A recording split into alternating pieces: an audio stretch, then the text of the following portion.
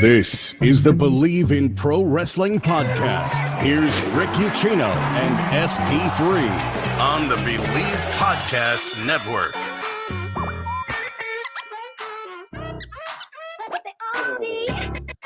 Oh man, I feel like I just talked to Sid like 7 hours ago. Oh wait, we did. In our live edition of the Bleav in Pro Wrestling podcast, which is still up in its entirety right now on the YouTube and on the podcast channel, available everywhere podcasts are, like the iHeartRadio app. It's free to download. Check that out. I work at iHeart. They should probably would like me to make more plugs if this show is available on that app. So there we go. iHeartRadio app. It's free. Bleav in Pro Wrestling Podcast, BLEAV. Thank you for joining us on our post-Raw edition. And just like Carmelo Hayes, Sean Rossap, don't miss. 2 returns last night. Technically 3, but who cares about Kane? He didn't do anything anyway. Asuka and Mustafa Ali are back in WWE. 2 very, very welcomed additions on our television screens last night. Enjoyed both of these returns. Is it happening, though, to the detriment of the depth of the Smackdown men's and women's division now? Sid and I will dive into that.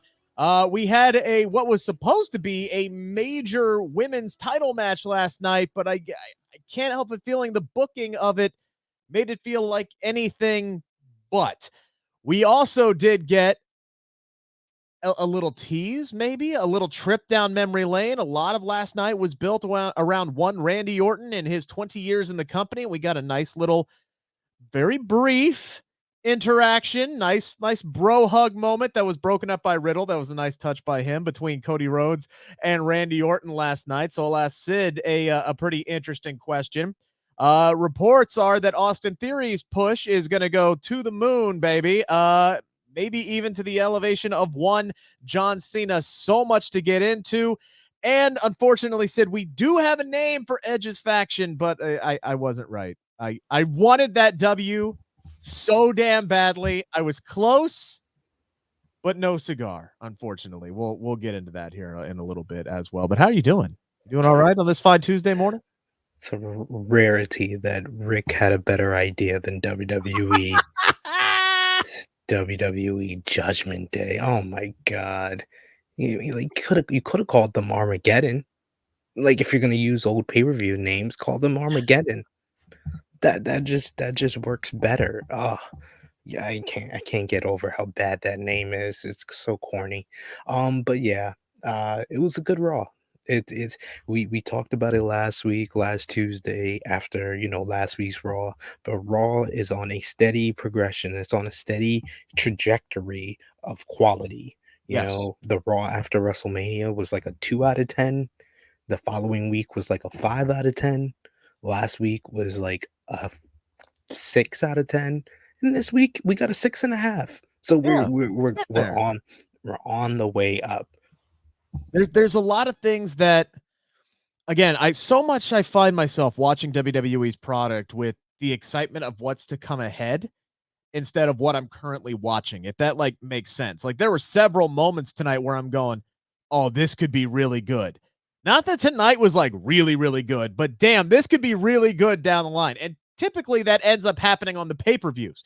We've talked about this. The pay-per-views end up being a lot better than the actual buildup. The destination always ends up being better than the actual trip getting there, if that makes any sense. Kind of like one of those long car rides. You think you romanticize. You think, oh, a road trip will be awesome. And then about 20 minutes in, you're like, can we just effing get there already? I feel like that's like the perfect description of WWE programming. I'll say this once, I'll say it 100 times on this show. If you watch WWE with optimism, man, good luck with that. I don't do that. I wear my Vince hat and I realize where the destination is, and I just enjoy it in a vacuum. Tonight, I enjoyed the show because it felt way more like the Raw after WrestleMania than the Raw after WrestleMania did. We got returns, we got the Orton celebration, got a legacy reunion. I was singing, "It's a new day, it's a new generation, it's a new generation." I know Ted DiBiase was at home smoking a cigarette, drinking a lot of wine, watching that. So, it was a good show for me.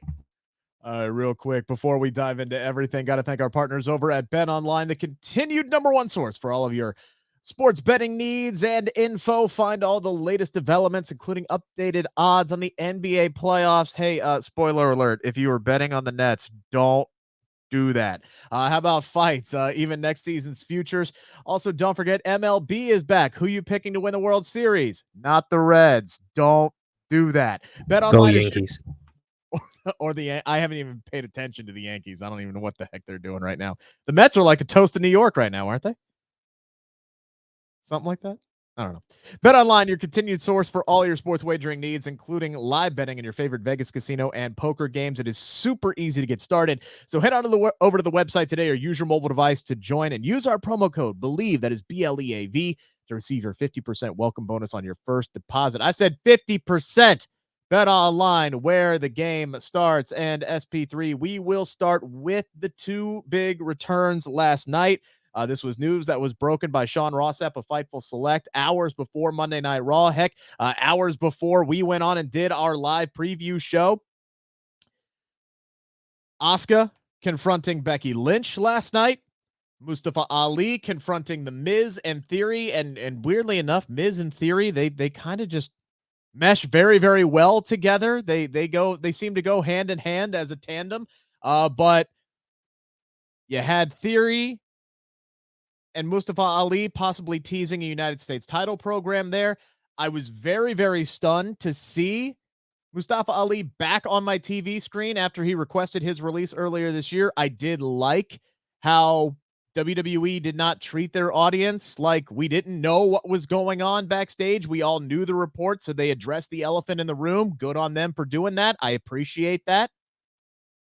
But there's also something about Becky Lynch dropping a damn microphone last night like she had just seen a ghost and just putting over Asuka without even having to say a damn word. And I missed Asuka's energy. I missed her presence. I missed her flamboyantness. I missed everything about her on my television screen. It was great seeing both talents return last night.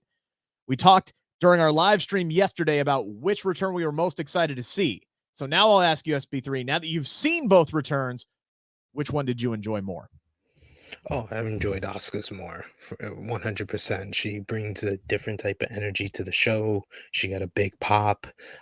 You're absolutely right. Becky Lynch's response and reaction to her kind of elevated the moment. So definitely, it would go to Asuka. For Mustafa Ali, I'm just happy this man is a babyface again, because Yes. he was definitely miscast, as we'll get to with WWE making different changes. This was the best change of anything that they've done between SmackDown or Raw. Is Mustafa Ali is a babyface. He's very good at it. He can talk very well. He can play off of people like The Miz and Theory, like we saw here. Both of these returns made me very excited and gave this show a different type of energy, a different type of feel to it than the Raw after WrestleMania had. Yeah. This felt like more of what we should have got on the Raw after WrestleMania, but I'm happy that we got it here. The Knoxville crowd responded in kind. Welcome back chants for Mustafa Ali. Yep. But the reaction to Asuka, she felt like a superstar, a legitimate star returning to the show. So definitely I'll go with Asuka. Yeah, I think I would have to give a tip of the cap to Asuka as well, just because the reaction was so much bigger. And, like we have both mentioned already, just the presence and the energy. I mean, I don't understand what Asuka is saying, but like still get her message every time she says it. It's incredible how just with energy and inflection and body language, she can get her message across, even if she's speaking a foreign language. It is fantastic that Asuka has the ability to do that. And all she has to do is go out there and say, hey, look, your comeback stops with me. And basically, that's what she said when she said, I will stop you, which means we're getting Becky and Asuka again. And I know we have seen it several times now. I Bleav at least 3 or 4 times that these two have thrown down on a major pay-per-view. But here's the thing. These two make magic every single damn time. So I'm excited to see it. And more importantly, I'm actually like, for the first time in my life, I'm actively like rooting for Becky to lose some matches, because she said last night that she has hit rock bottom. Can't get worse, right? She lost her Raw Women's Championship. She's hit rock bottom. Can't get worse than that. Oh, yeah? Lose a few more. Lose a few more. Lose to Asuka at WrestleMania Backlash. Lose to somebody else at, fail to win the Money in the Bank contract. All right? I hope that this is the downward spiral that begins the elevation back up to Becky Lynch being a babyface and being the top level star that she is, the top level babyface. That's the journey that I hope we get to by WrestleMania 39. Still have a lot more that you have to do. All right. You got a lot of time left to fill. You don't have to rush into this. But yeah, I'm looking forward to this. I'm looking forward to seeing how just downtrodden and twisted and desperate that Becky Lynch becomes as she continues to lose match after match and goes just full Gollum, like, I missed my precious, and how do I get my hands back on it? But more importantly, Asuka's back on the TV screen. We're going to get to see her wrestle again. And the history between these two is something that I know that they're really, really going to dive into, because I know both of them are going to want to put that over. So just for the prospects alone, I'm excited for Becky and Asuka. I don't know what the heck that we're getting with Mustafa Ali. Like, in all seriousness, this is a guy who has never been booked properly ever in WWE. Now, the plan had to be good to get him back on TV. And Sean Rossap from Fightful Select says he's going to have an update on Mustafa Ali's situation later on today, which is something we could talk about later on in the week. But I don't trust WWE to book Mustafa Ali correctly. Like, they could say, hey, we're going to do this to bring you back, but then, hey, plans change, pal. So I got to go with Asuka off this, just off of history alone here.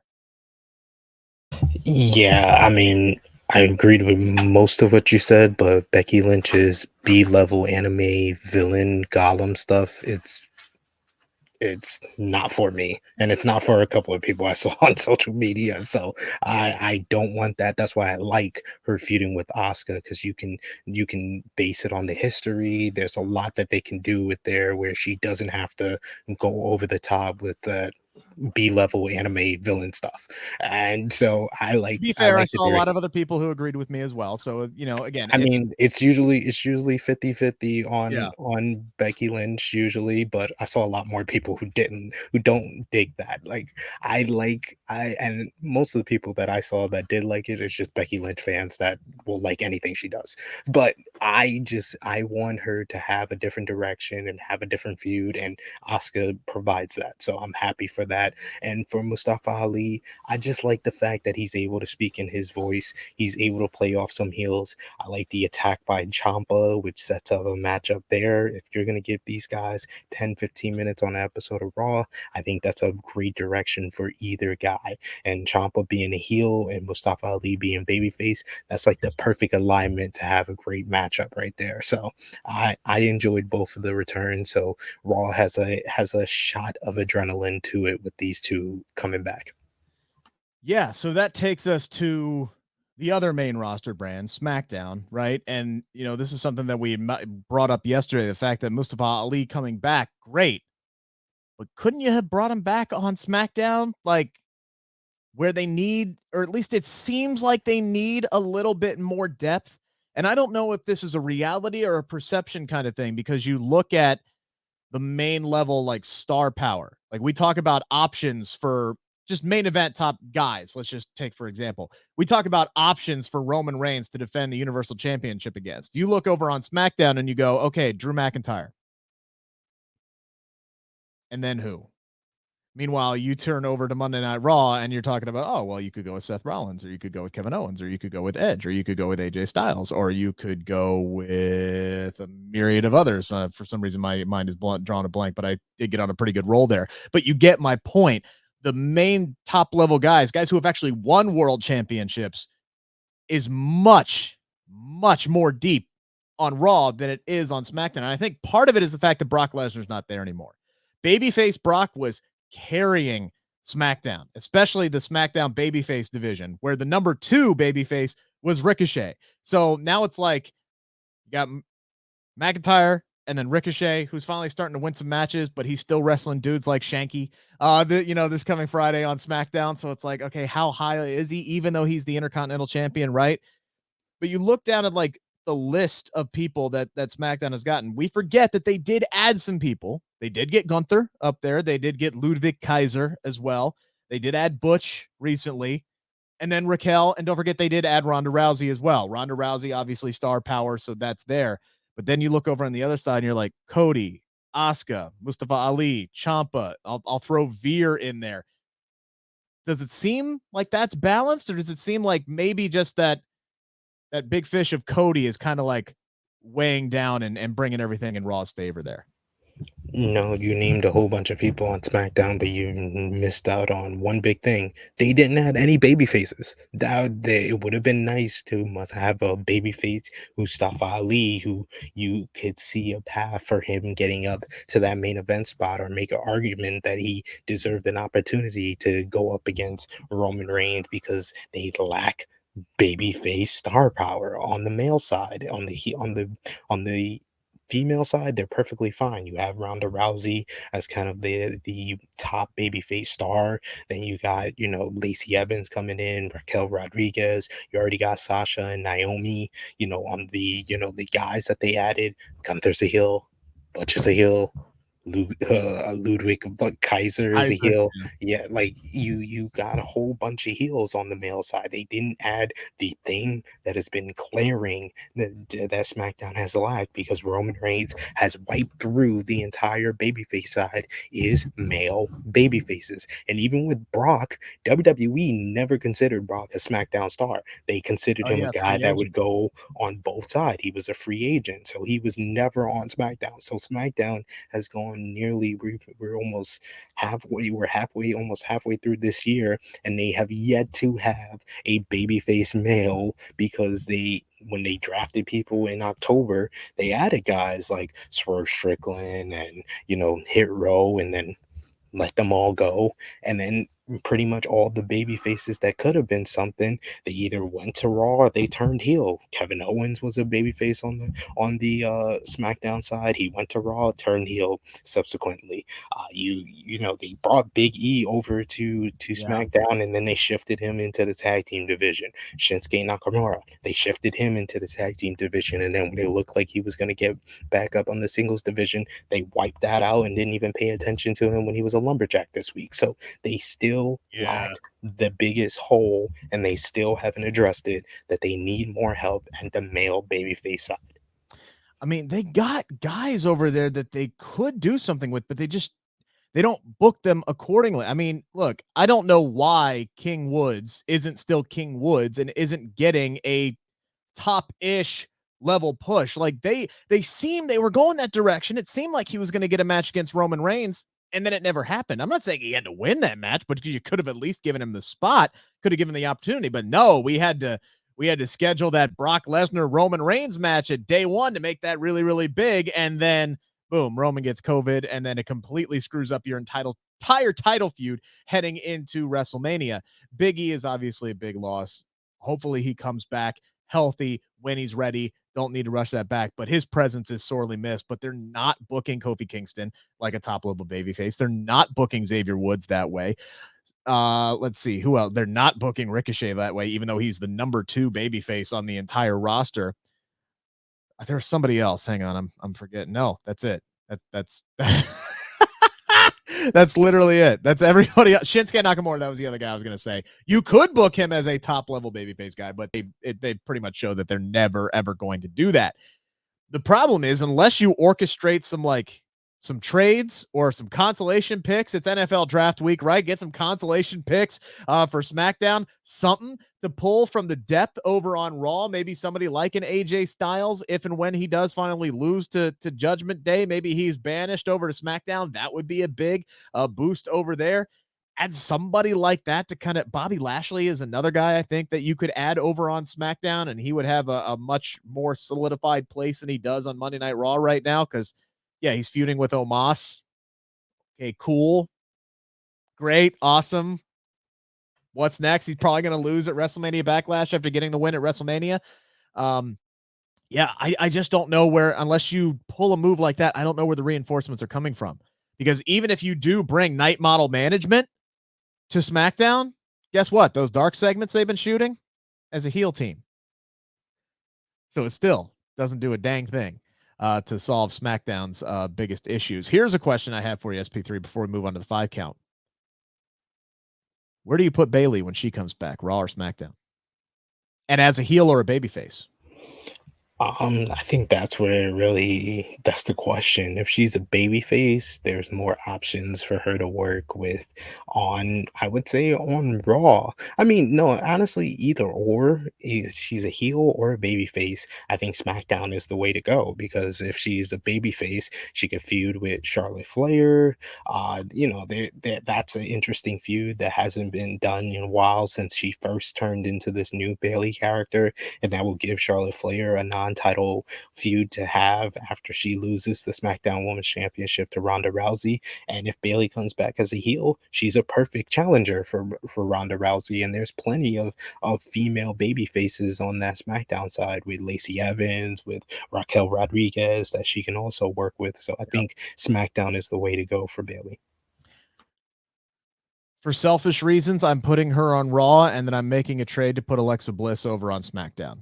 That's just me. That's the move. That I know that's an extra step, but I would love to see a babyface Bayley on SmackDown going up against heel Becky Lynch after Becky and Asuka are done, because you say Bayley and Charlotte hasn't been done in a while. We haven't got Becky and Bayley, period. We've had like one singles match between the two of them since they were both called up in 2016 and 17 respectively. So that's like the one 4 horsewoman feud that they haven't done yet. And if they decide to bring her back as a heel, okay, put them together as a damn team. Like, seriously, you still need women's tag teams, although I guess Carmella and Zelina are back together. Maybe not. I don't know. They didn't really address that, but they kind of did. We'll get into that in the 5 count here coming up in a second. But I would put Bayley on Raw and move Alexa Bliss over to SmackDown, because I still want some damn closure from Alexa Bliss and Charlotte. So in my mind, all of that makes sense, but they'll probably just put Bayley on Raw and that'll be it. You're legit the only person who cares about that. Alexa Bliss needs to go back on Raw to give me Alexa and Liv Morgan.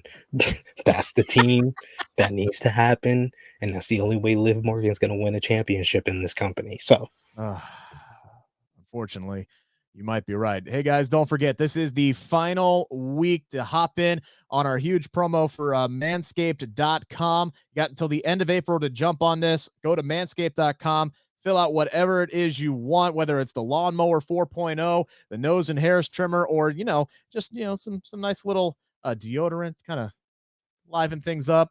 Maybe significant other, help them out, whenever you guys are doing the little, you know what I'm saying? You get where I'm going with this. They have a lot of great options over at manscaped.com. 20% off, free shipping. Use our promo code BLEAVPW to get all of that. 20% free shipping. BLEAVPW, manscaped.com through the end of April. Greatly appreciate you guys helping us out and our friends over at Manscaped. All right, SP3. It's time to answer the 5 count on the Bleav Podcast Network. Brought up Carmella and Zelina because apparently they're back together, but they're not really back together. I'm not quite sure. But they were shoehorned into the Raw Women's title match, which I think on any other night might have main evented, but since last night was all about Randy Orton, that seemed to be the correct way to close the show. And judging by the booking of this match, definitely seemed like it was right to go ahead and just kick things off with this. The initial match ended quickly with Sonya getting counted out. Then she used her powers to restart the match. Then she got disqualified, used her power to restart the match, said no count out, no disqualification. She calls Zelina and Carmella down to help her out. And then Bianca, which was basically a 3-on-1 handicap match, still ends up beating Sonya clean as a sheet in the middle of the ring. What are we making of this booking for this Raw Women's title match last night? What did you think of it as this was unfolding last night? I thought they booked Bianca Belair like she was the female John Cena, which I'm fine with. I thought it was the smart thing to do. It made her look strong in her first defense of the Raw Women's Championship since winning it at WrestleMania. I did not understand them putting Selena and Carmella back together. It felt like they had forgot all about their breakup, and then they tried to make it good with the backstage segment because I guess they saw the social media engagement of people asking how, when, and if, how did they get back together. And then, Sonya Deville, it's played out now. Sonya Deville did this whole shtick with Naomi. I mean, it was just like the multiple restarts was just like, like, isn't this the same type of behavior Adam Pearce said you're gonna get reprimanded or they're gonna look into for, and then you did it anyway in this matchup? I would hope this is the last time they pulled this chick with Sonya Deville, and that we can see her as a full-time competitor and not have any power anymore, because I'm over it. Yeah, they didn't do Sonya Deville any favors with the booking last night. But to your point, it wasn't about that. It wasn't about doing Sonya Deville any favors. This was about booking Bianca Belair as that Super Cena type character where she can take on all comers, all circumstances, and still come out on top. And in the end, okay, that was great. I think what's interesting to me is the backstage segment, right? Because I'm not entirely sure where they go with Sonya from here. And to Adam Pearce's credit, he has been tweeting out as the show is going on, because Adam Pearce is smart and takes it on himself to kind of fill in the gaps on social media where necessary. And, he's tweeting saying, okay, noting this, got my eye on this, yada, show, blah, blah. So there's going to be some kind of an angle where she will get reprimanded down the line. At least I would hope that would be the case. And Adam Pearce is trying to just connect the bridge on social media. Like, to an extent, I'm cool with that, but at the same time, like, you would think the most pertinent information to the storyline would make it onto your TV screen. Like, WWE loves to do this thing where they only give you little pieces of the puzzle, right? And then it's like you're playing like a side mission on a video game and you have to go find the rest of the story elsewhere, whether it be on WWE Twitter or Adam Pearce's Twitter or Instagram or whatever else social media thing that Elon Musk is going to buy next. You have to go and find the rest of the story and kind of fill in the gaps. Or you can listen to the Bleav in Pro Wrestling podcast and we'll do it for you, because I live for that shit. I love to try and make things make sense. For me, I did enjoy and appreciate the backstage segment, because that kind of gave us the glimpse of, okay, things aren't all of a sudden all lovey-dovey again between Carmella and Zelina. And I kind of saw, to Zelina's credit, when they were walking down to the ring, Zelina still looked pissed. And she did kind of glance over at Carmella like, I really don't want to be here right now. And it was that subtlety enough that let me go, okay, I'm not going to comment on this just yet. And then we did get the backstage segment where it's like, okay, Sonya brought them in, promised them championship opportunity. Could be the tag team titles, but it also could be individually women's title opportunities between the two of them. And then they started fighting and bickering. So everything is not lovey-dovey between them. And then Sonya just smacked the shit out of both of them, which I thought was really, really interesting. So you can color me intrigued with what they're going to do with Sonya next. I didn't hate this as much as a lot of people seem to do on social media, because, again, I kind of let it play out and looked at the whole picture after it was done. I do understand the criticism as it's going along, and I do agree with you. The whole power trip, GM using her powers to her advantage trope is definitely played out at this point, not just with Sonya, but with all, like, heel GM role people. Like, it's just something that has been done to death over the last 4 decades, and you're just repeating it now with different people. And again, nowadays it's really damn hard to come up with new stuff, so I understand that. But yeah, I'm kind of over it as well. Sonya looks great in a suit, but I'm ready to see her as a full-time competitor. This match last night did not do her any favors, but then again, it wasn't really supposed to. Last night was all about Randy Orton, though. 20 years. Congratulations. We talked about what he has left yesterday on the live stream, 20 years in his career. So we did all of that yesterday. I want to look a little bit ahead now, because we did get that beautiful, wonderful little tease. Matt Riddle, who did really, really great in this segment last night, invited everybody down to the ring for Randy Orton's celebration. And then he said, hey, I got a surprise for you. Someone who considers you a mentor. And then boom, we get the quick Cody Rhodes entrance. and he comes down. They give a big old hug. Crowd goes nuts. Matt Riddle gets in there and like, no. Okay, no hugging. That's my thing to do, the hug. But then we got everything that kind of interrupted everything before we set up a main event, which was a really fun 8-man tag. And a great spot for Ezekiel, man. The guy is earning Rookie of the Year points already right there. He's in the main event with guys like Seth Rollins, the Usos, and RK Bro, and Cody Rhodes, and Kevin Owens. Good for him. Good night for Ezekiel last night. But I'm looking and I'm going, this is one of those things where I get more excited about what the future might hold than what I'm currently watching. And I don't know why it didn't strike me beforehand, the fact that there's a lot of meat to a possible Cody Rhodes and Randy Orton team up, or more importantly, a rivalry. So I will ask you, SP3, number 2 here on the 5 count, which would you prefer, a legacy reunion or a legacy rivalry down the road?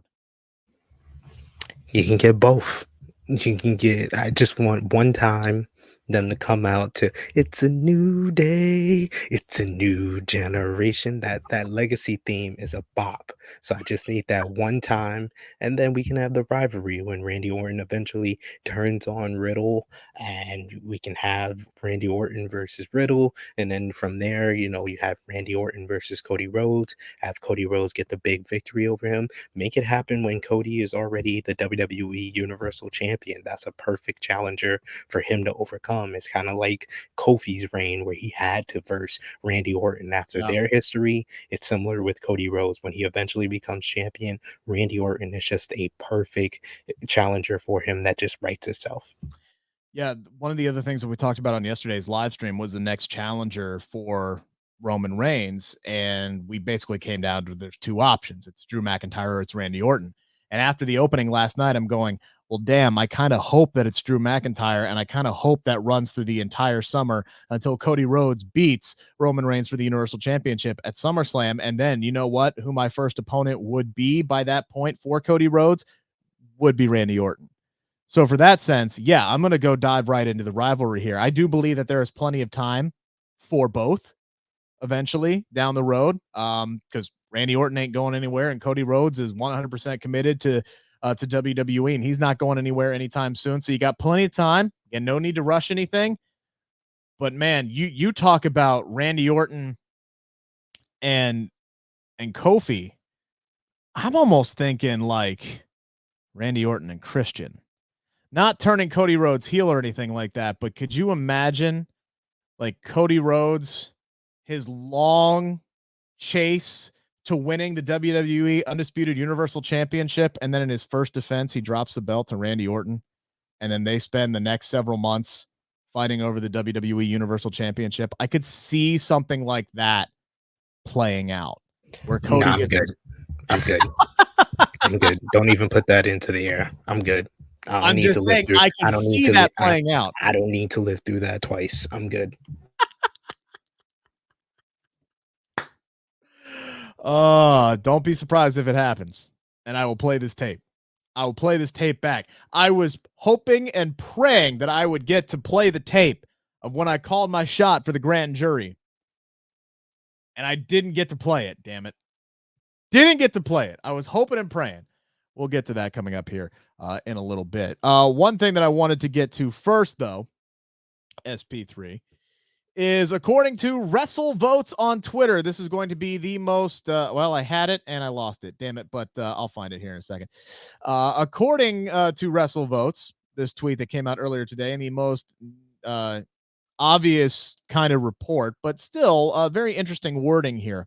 WrestleVotes earlier today yesterday says, now that his push is in full effect, sources state that he anticipates bigger and bigger things for Mr. Theory. Don't call me Austin, even though I still have A-Town down and the AT symbol on my gear and Titantron and everything like that. A person with direct knowledge state that Vince sees a young John Cena in Theory and will give the kid everything he needs to be successful. I said it when Vince called him a future world champion, that was a big deal. So this report does not surprise me whatsoever. Meanwhile, John Cena also having a Twitter conversation with Austin Theory, could potentially be setting up a match between the two down the line. I think that could be really, really interesting. But I will ask you, buying or selling Theory as the next John Cena? It's No, hard. not as the next John Cena, as the next Randy Orton. Yeah, that seems more of his mode, more than how John Cena is.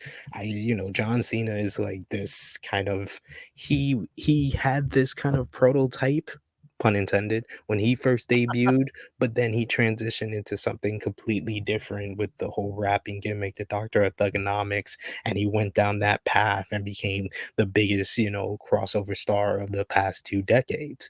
So I can see Theory though becoming the next Randy Orton. He fits that mold more of what Orton was at the time of his debut and his first couple of years in the company. That's where Theory is, where before he's about to, he has to get that little bit of ruthless aggression that takes him to that next level when he can become a legend killer or something else, whatever moniker they're gonna put on him. He feels like he's more that cocky heel than anything else than what Cena was.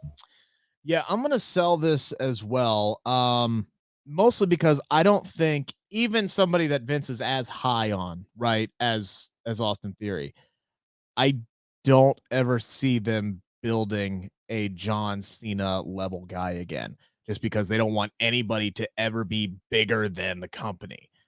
Becky Lynch got close, and then she went away, and now they made her a heel upon her return, which is something we might talk about coming up here in a little bit. But I don't see anybody getting close to that John Cena level of superstardom. And not that I don't think that Theory has the talent. I just don't know if he has the audience connectability. I don't know if that's a word, but he's a great heel. People love to hate him.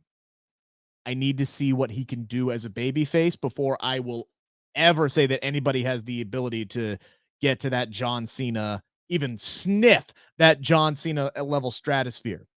I'll buy the fact that Vince obviously sees something in him because we have seen that dating all the way back to the damn egg. Vince McMahon was not going to shoot this stuff with Austin Theory if he didn't have big plans for him. So for several months, he has been Vince's protege. Vince called him on the WrestleMania stage a future world champion. Yeah, I'm going to buy this report that he sees Austin Theory as a top level star, and I'll go on ahead and say he's probably going to be world champion maybe as soon as next year. He sees him that much, all right? And I think the Randy Orton mold is exactly what it is. I think he's going to be this young, obviously really talented kid, whether you like him or not. There's no questioning his ability. He can go in the ring. But before I ever am going to say anybody's going to be upwards of John Cena level, I got to see what they can do as a babyface. And I don't know right now because I haven't seen it. I don't know if anybody's going to cheer Austin Theory. I really don't. They cheered him in NXT, but that's because he was part of the way. So, and he was just a dumb meathead. I know he can play a dumb meathead, and I know he can do comedy, but can he get over as like a serious level babyface? That remains to be seen. So right now, I'm going to sell that stock. We have had back-to-back heel turns in back-to-back weeks. Last week, it was Rhea Ripley attacking Liv Morgan. Last night, it was Tommaso Ciampa inexplicably attacking Mustafa Ali. I would assume that there are some United States Championship aspirations there for Tommaso Ciampa, or I guess just Ciampa now. It's going to be weird. Old habits do die hard. Screw it. I'm calling him Tommaso Ciampa. Screw WWE. But the fact that both Rhea and Ciampa are now both heels does kind of play into the reports with both of them being prime candidates to join what they are now calling Judgment Day, Edge's faction, along with Edge and Damian Priest. So I'll ask you, SP3, with the stars aligning here, who joins first? Who makes that jump first, do you believe? Or you could say nobody if you don't think either one's getting added. Rhea Ripley or Ciampa? I think Rhea Ripley needs it more. She needs this type of like edge to her, pun intended, to give this heel turn a different feel than her last heel turn. Her last heel turn didn't really stick because she feuded against Charlotte Flair, who's just a much better heel, or quite frankly, people just hate her more. So that didn't work. So you need like a different feel to this heel turn. So, having her and adding her to Edge's stable, it's something that they've kind of thrown Easter eggs at us with the purple black background to a lot of her scenes and segments backstage over the last couple of weeks. And it just would give this feud with Liv Morgan also a different feel than the last tag team breakup that she had with Nikki ASH, where they had a non-title feud that was just like below the radar. It was just as important as the 24/7 segments. This needs to be even more important, and I think her joining Edge's stable would do that. I think Ciampa has a lot that he can work with there, with just turning heel on Mustafa Ali. I don't mind if they give us like a couple of weeks of just these two going back at it, either with jumping each other and beatdowns or having matches. Give them 10-15 minutes and they can steal a show on an episode of Monday Night Raw, and then putting him in the US title division, having him work with guys like Theory or with The Miz or with the Mysterios, whoever it may be. I think that he has more to work with without joining the Edge stable than, anything else. I'm going to call him Ciampa. I'm not calling Edge stable Judgment Day. That's a pay-per-view that was WWE, and they had several different choices to go with that make better names than this one. I'd rather had this stable being called Great Balls of Fire than Judgment Day. And it's very rare that Rick comes out with a better idea than they did. They got the trademark for the grand jury. Just call them the grand jury. That's something new. That's something you haven't done before. That's something that hasn't been a pay-per-view for literally half of my lifetime. That's a pay-per-view Judgment Day. I will not get used to it. I won't accept it. It came out of nowhere. They didn't even say it in their promo. It was just the ring announcer was like, representing Judgment Day. I was like, Edge did say. I think okay. Edge did say it was Finn Balor's Judgment Day. I do But believe he that. didn't call the group. He should have Yeah, I been know. like, we will be known as Judgment Day. Something like that. That's a little bit Blatantly more obvious. Yeah. on the nose. Like, uh. Part of me thinks that the grand jury, and I don't know this, I'm speculating. I haven't looked this up. This is something that literally just came to the top of my head. Maybe they didn't get the copyrights for it because it is so just blatantly generic and it deals with, courts and things of that nature. So maybe they just didn't get it and they went with something that they already owned. So that could have just been a backup, because this Judgment Day did kind of come out of nowhere with this, and there were so many signs that point, like, man, it's not often that I connect imaginary dots and I'm actually correct. For the most part, I was correct. I just didn't get the damn name right, and it definitely seemed like they were leaning towards grand jury. So I'm very disappointed I didn't get to have my Leonardo DiCaprio moment, but regardless, I did like the presentation of Edge and Damian Priest last night, just kind of being scooted out there on the chair with the purple lighting and the mist. The presentation and the entrance that worked. The promo segment did not. Edge stick to the second half of what he did in his promo. That's fine. The cheap hometown heat, it feels out of place with what he's trying to get across. It's like, what are you talking about? Like, stop. Just stick to what you did in the second half of the promo. Don't give me the cheap hometown heat, because it really just takes you out of the moment and out of this whole character.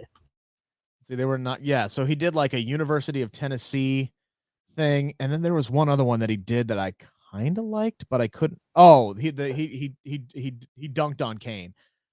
Okay, that one was okay, but it still felt a little bit out of place. I do agree with you there.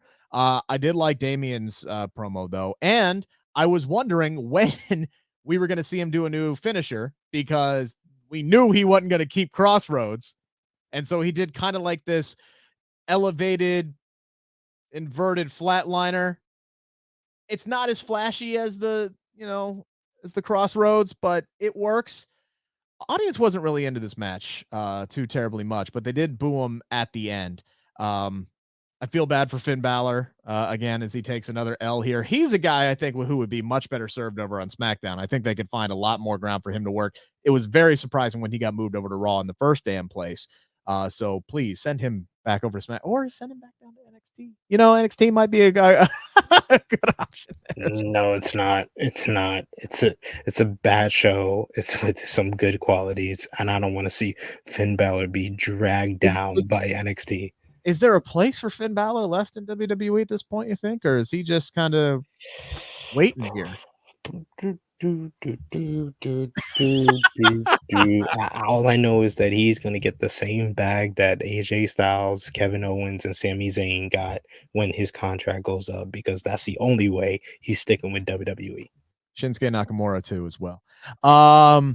To answer the question, because we got side out there talking about Judgment Day.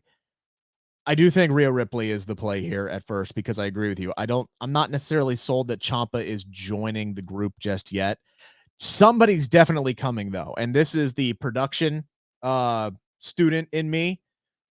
When they first showed Judgment Day, all right, look at the empty space, right? You see Edge dead set in the middle, Damian Priest standing off to his left, and a big open gap in the right, like somebody's supposed to be standing there. Somebody else will be standing there very, very soon. They will add at least a third person to the group. I think Rhea Ripley makes a ton of sense for this group for all the obvious reasons. And I would not be surprised if she does get a match with Liv Morgan at what's the pay-per-view that's coming? WrestleMania Backlash. I would not be surprised if they did have a match. And what if Liv Morgan won that damn match, even though everybody thinks that Rhea Ripley is going to win? Rhea's saying everybody else is the weak link, not me. And then Edge, who's all about we're better and we need to make ourselves better and we're better than your favorites and we can elevate ourselves to the next level. He uses that to bring Rhea Ripley in and say, hey, look, you shouldn't be losing matches to Liv Morgan. Join me and I'll take you to new heights. I think all of that makes a ton of sense. So I'm going to say Rhea Ripley is the next addition, although I wouldn't be mad at Ciampa if he does join that. But you look at Rhea Ripley, you look at Tommaso Ciampa, you look at Mustafa Ali. There have been a lot of babyface heel turns as of late. Some of them coming out of nowhere, like Tommaso Ciampa last night. And that goes kind of along with, or really along with, a report from, I Bleav it was Wrestle News who sent this out yesterday, saying that Vince McMahon feels like there are a lot of people in WWE who are currently miscast. So get ready for a lot of heel turns and babyface turns. And we've seen this dating all the way back to SummerSlam, where Becky Lynch came in and Ronda Rousey came back at Royal Rumble time, and they had their two big flips. Now you're getting a lot of other people who are Edge recently turned as well. So maybe that's the solution on SmackDown, is somebody is possibly getting a babyface turn here, SP3. So if Vince McMahon feels there's a ton of miscast superstars and they're going to start switching people to babyface and heel and back and forth, I'll ask you, who is the most miscast WWE superstar right now that immediately needs to be flipped? I know Rick is probably expecting me to say his favorite, Becky Lynch, because she is totally miscast as a heel. She's better as a babyface, but she's done well with what she's been given. So I won't say her, and I'll go with someone else from Ireland, Finn Balor. We've never seen a heel Finn Balor on the main roster. We barely saw it in NXT because he decided, oh, I'm going to go to NXT and be a heel, and I'm going to cut all these work shoot promos where I use insider terms, and that just made him a babyface again. So let's do full on heel Prince Devitt, Bullet Club leader, Finn Balor on the main roster. And I think that's the only way for him to get something out of this run on the main roster, because this run on the main roster is making his first run make him look like Roman Reigns. Like, it's honestly, it looked like they tried more in his first run on the main roster than they are right now. And I think that Finn Balor as a heel, he can get somewhere. He can go, if you turn him heel and put him on SmackDown, he could be a great challenger for Ricochet. Him and Ricochet over the Intercontinental title, they would steal the show on every episode of SmackDown on pay-per-view. It doesn't matter. Him versus Drew McIntyre, they had great matches where the alignment was him as a babyface and Drew as a heel, but Drew is a much better babyface, and then you can have Finn as a heel this time. So there's a lot of different ways they can go about that. And even if they keep him on Monday Night Raw, have him feud with Cody Rhodes, have him feud with Bobby Lashley, another one where the alignment is different from the last time that they went against each other. There's a lot more options for Finn Balor as a heel than there is for him as a babyface. I think that WWE has met their point of no return where they're never going to do anything with him as a babyface. So let's try him as a heel on the main roster. Don't hate that 1 second at all. I like everything that you just said. I do Bleav that the most miscast superstar in WWE right now is Ronda Rousey, because I do Bleav that she plays a much better badass heel than she does babyface. But then again, she could be a badass babyface if WWE would just let her be that. Also, flipping her right now doesn't make any sense. Let me just say one thing. Yeah, it doesn't make any sense because literally the people that don't like Ronda Rousey or think she should be a heel and not a babyface, they evidently don't go to shows, because every show she's been on Smackdown, she gets 100% of a pop. She gets a babyface pop. So regardless of what's being said on social media, every time I listen to the crowd and I look at the crowd, they respond to her as a babyface. So evidently WWE made the right choice here. Again, I'm saying I think she does better as a badass heel, and I think she would be better as a babyface if they just let her be Ronda Rousey instead of smiling ear to ear, I'm happy to be here, Ronda Rousey. I think that there are better ways that they could present her and not necessarily have to flip her. And also, I don't think it makes sense to flip her right now because of where she is on the card and who she's feuding with. So just immediately doing that, no, it's not the right time to do that. Long term, that would be what I would aim to do. The person that I would flip that I think would immediately help out SmackDown's biggest issue right now is Sami Zayn. I think this is a guy that people want to cheer for, who appreciate the work that he does. They had an opportunity to flip him a while back, and they did not pull the trigger on it. I think he is a guy that you could turn babyface tomorrow and actually let him do the Sami Zayn level things that we want to see him do, have these banger freaking matches and be, that take over that Daniel Bryan role as the major underdog and put on these banger freaking matches that we all loved watching Sami do back in the day. And then, oh yeah, have that incredible character work that he has made become a highlight of SmackDown, but have it be babyface character work and play to the crowd. And for the love of God, give him his old damn music back so the crowd can sing along with it. I think that is a flip that makes a ton of sense and is something that SmackDown desperately needs, is a guy like Sami Zayn who has all the talent to be a top level main event babyface guy. And WWE clearly has invested in him, likes what he's doing, likes his talent, sees him as a guy that is worth keeping around. Yeah, let's put him in the main event scene here a little bit as a top-level babyface and see what he can do. I'm not saying he's got to be the guy that beats Roman Reigns, but could he be a guy that down the road maybe beats a Cody Rhodes or somebody else and finally gets his hands on a world title? Absolutely. I think that's a flip you can make right now and really help out SmackDown, where their roster is the most efficient. As you said, main event level babyface guys. I think that's the move that I would make almost immediately right now. That's a really great idea. I agree with that 100%. I agree with that 1,000 more % than turning Ronda Rousey heel at this point. It's not the time. It's not the time to do that. It's not the time, and the people are cheering her as a baby. I think that a lot of people that want to say, oh, Ronda's better as a heel than she is as a babyface are not listening to the crowd, because the crowd is responding to her as a babyface, regardless of how any of us feel. And I'm one person that has criticized her on the mic. I didn't like the match at WrestleMania too much, but when you listen to the crowd, when you look at the crowd, they're responding to her as a babyface. I agree with you. It's a rarity that WWE listens to the crowd here. They're doing it with Ronda Rousey. So allow them to keep doing that and go on that trajectory. Of course, there's a 1,000 more ways to present her as a better babyface than there are doing now. But whatever they're doing, it's working. So let them go on their way. With Sami Zayn, yes, he can work as a heel. He's great as a heel, but he is one of the all-time best baby faces that WWE has had, especially in the last decade. It's him, it's Becky Lynch, and it's Johnny Gargano outside of Daniel Bryan. So go ahead and push those guys. Hopefully you can get Johnny Gargano to come back when I was going to say, there's your reinforcement right there. Yeah. Yeah, When there's the when guy. he comes back, put him on the SmackDown roster, and then you got 2 babyface to run with. So yeah, I agree with Sami Zayn should be a babyface at this point to help out the SmackDown roster that is devoid of main event babyfaces. Yeah, and I'm not being overly critical of Ronda. I just want to say I think obviously what they're doing with her is working from the audience reaction. But just, this is a case of not leaving well enough alone. I think they could elevate Ronda by just letting her show more of herself and letting her be more of herself, something that she's more comfortable doing.